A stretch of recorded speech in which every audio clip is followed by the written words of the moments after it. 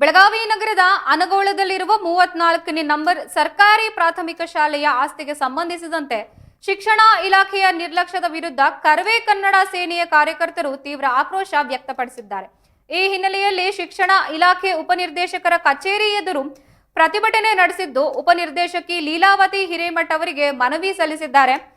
ಶಾಲಾ ಆಸ್ತಿ ವಿಚಾರದಲ್ಲಿ ನಿರ್ಲಕ್ಷ್ಯ ವಹಿಸಿದ ಬೆಳಗಾವಿ ನಗರ ಕ್ಷೇತ್ರ ಶಿಕ್ಷಣಾಧಿಕಾರಿ ರವಿ ಭಜಂತ್ರಿ ಅವರ ಮೇಲೆ ಶಿಸ್ತು ಕ್ರಮ ಕೈಗೊಳ್ಳುವಂತೆ ಮನವಿ ಮಾಡಿ ಆಗ್ರಹಿಸಲಾಗಿದೆ. ಈ ಸಂಬಂಧ ಕೂಡಲೇ ಸೂಕ್ತ ಕ್ರಮ ಕೈಗೊಳ್ಳಬೇಕು, ಇಲ್ಲದಿದ್ದಲ್ಲಿ ಮುಂದಿನ ದಿನಗಳಲ್ಲಿ ಉಗ್ರ ಹೋರಾಟ ನಡೆಸಲಾಗುವುದು ಎಂದು ಎಚ್ಚರಿಕೆ ನೀಡಿದ್ದಾರೆ.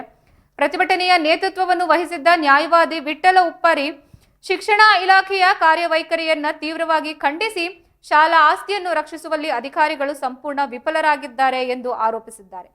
ಶಿಕ್ಷಣ ಇಲಾಖೆಯ ನಿರ್ಲಕ್ಷ್ಯದಿಂದಾಗಿ ಶಾಲಾ ಆಸ್ತಿ ಕಬಳಿಕೆಯಾಗುವ ಸಾಧ್ಯತೆ ಇದೆ, ಕೂಡಲೇ ಎಚ್ಚೆತ್ತುಕೊಳ್ಳಬೇಕು ಎಂದು ತಿಳಿಸಿದ್ದಾರೆ. ಈ ಪ್ರತಿಭಟನೆಯಲ್ಲಿ ಕರ್ನಾಟಕ ರಕ್ಷಣಾ ವೇದಿಕೆಯ ಜಿಲ್ಲಾಧ್ಯಕ್ಷ ಬಾಳೇಶ ಪಾಟೀಲ್, ಉಪಾಧ್ಯಕ್ಷ ಮದನ್ ಮಾಹೇವಾಡ, ಕಾರ್ಯಾಧ್ಯಕ್ಷ ಉಮೇಶ್ ಲಕ್ಷ್ಮಣ್ವರ್ ಹಾಗೂ ಇತರ ಕಾರ್ಯಕರ್ತರು ಭಾಗವಹಿಸಿದ್ದು, ಕಾರ್ಯಕರ್ತರು ಶಿಕ್ಷಣ ಇಲಾಖೆಯ ವಿರುದ್ಧ ಘೋಷಣೆಗಳನ್ನು ಕೂಗಿ ಮತ್ತು ಕೂಡಲೇ ಸಮಸ್ಯೆ ಪರಿಹರಿಸುವಂತೆ ಒತ್ತಾಯಿಸಿದ್ದಾರೆ.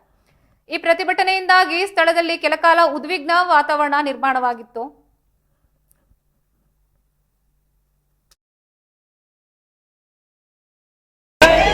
ಸರ್ಕಾರಿ ಶಾಲೆ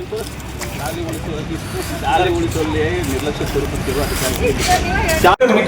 ನಿಮ್ಮ ಮಾತಿಗೆ ಕಿಮ್ಮತ್ತಿಲ್ಲ ಅಂದ್ರೆ ತಮ್ಮ ಮಾತಿಗೆ ಕಿಮ್ಮತ್ ಅಲ್ಲ ಮೇಡಮ್, ಹಂಗಲ್ಲ, ನೀವು ಅವ್ರನ್ನ ವಜಾ ಮಾಡಲಿಲ್ಲ.